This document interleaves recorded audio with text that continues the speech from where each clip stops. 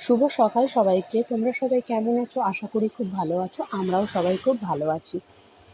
এখন ঘড়িতে 4:45টার মতো বাজে। বাইরেটা দেখো, দেখে মনে হচ্ছে না বিকালবেলা। মানে এখন ওয়েদারটাই এমন, সকাল কি বিকেল কিছুই বোঝা যাচ্ছে না। এই যে সকালে উঠে তাড়াতাড়ি করে সব কাজগুলোকে সেরে নিচ্ছি, কারণ সকালবেলা একটুকু বসার সময় নেই। নয় এই কাজ তো নয় সেই কাজ, হাজারো কাজ পড়ে থাকে। এই যে বাইরেটা ধুতে এসে গেছি, কারণ একটু বৃষ্টি এসে গেলেই না বাইরেটা ধুতে পারবো না।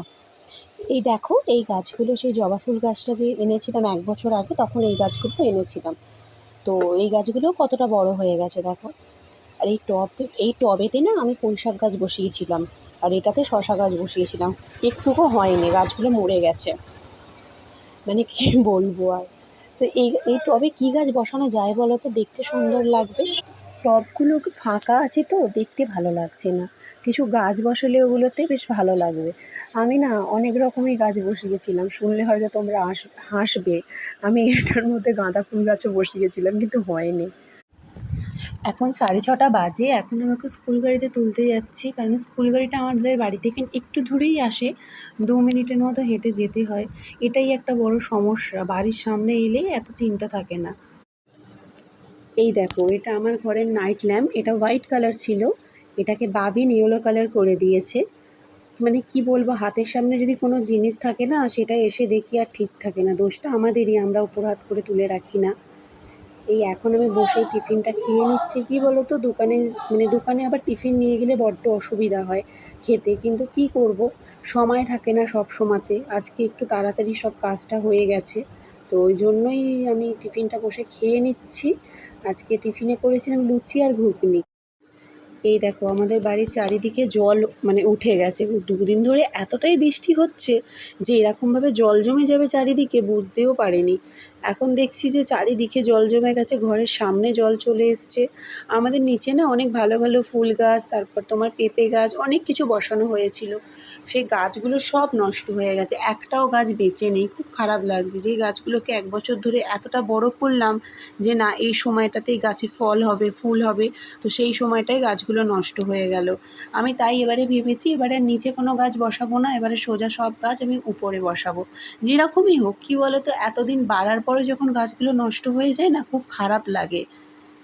গাছের পিছনে অতটা টাইম। দোকানে আসবো নাই ভেবেছিলাম, এতটা বৃষ্টি হচ্ছে, একটুকু কমেনি, দেখো ভিজে ভিজেই দোকানে এলাম। কি করবো আর। এই আজকে দুপুরে করেছিলাম হচ্ছে তোমার করলা দিয়ে, আলু দিয়ে আর মাছের ডিম দিয়ে একটা চচ্চড়ি। খুব সুন্দর খেতে হয় জানো তো। আর 2টো মাছ ছিল, দুজনকে ভেজে দেব।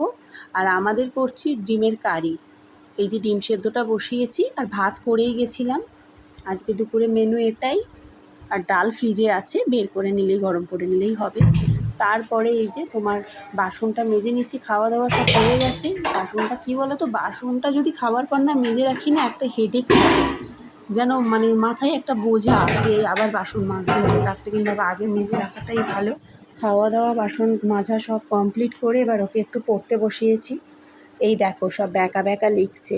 ওকে আমি যত বলছি তুই সোজা করে লেখ, ও ততই ব্যাকা লিখছে। এবার যদি মুছে দিই রাবার দিয়ে, আর লিখবে না, উঠে পালিয়ে যাবে। ওর লেখা মুছলে হবে না, যতই ভুল করুক। ও ওর মতো লিখবে, সেটা দেখে ভালো বলতে হবে। এবার ছোটো তো, ওরাও আস্তে আস্তে বুঝতে একটু সময় লাগবে। এই দেখো কী সব শিখেছে দেখো, ফোন দেখে দেখে। ছোটোবেলা থেকে না ওকে ফোন দেখে দেখে খাওয়াতাম, তো এটা একটু অভ্যাসটা বাজে করে ফেলেছি। কারণ কোনো বাচ্চাদেরই ফোন দেওয়া উচিত নয়, কারণ ফোন দিলে ওরা ফোনে যেটা দেখবে সেটাই ওরা শিখবে। এটা সত্যিই খুব বাজে অভ্যাস। এই দেখো, ব্যালকনিতে দাঁড়িয়ে দাঁড়িয়ে ওর দাদাকে এখন ডাকছে পড়তে যাবে বলে। বাবু 5:30টার মতো বাজে। এখন আমি নিচের বিছানাটা গুছিয়ে নিচ্ছি। কি বলো তো, আমাদের এই বিছানাটা না সব সময়তে এরকমই হয়ে থাকে, কারণ ওরা এখানে খেলাধুলো করে, এখানে একটু পড়াশোনা করে, তো এই জন্যই এই বিছানাটা সব সময়তে এরকম হয়ে থাকে। দিনে 10 বার গোছালেও বিছানাটার সেই একই অবস্থা হয়ে থাকে। কিন্তু কিছু করার নেই, ওরা ছোট, ওরা তো আর বোঝে না যে গুছিয়ে রাখতে হয়। তাও বলি ওদেরকে যে একটু গুছিয়ে রাখবে, ওরকম করে ঘাঁটতে নেই। কে আর কার কথা শোনে।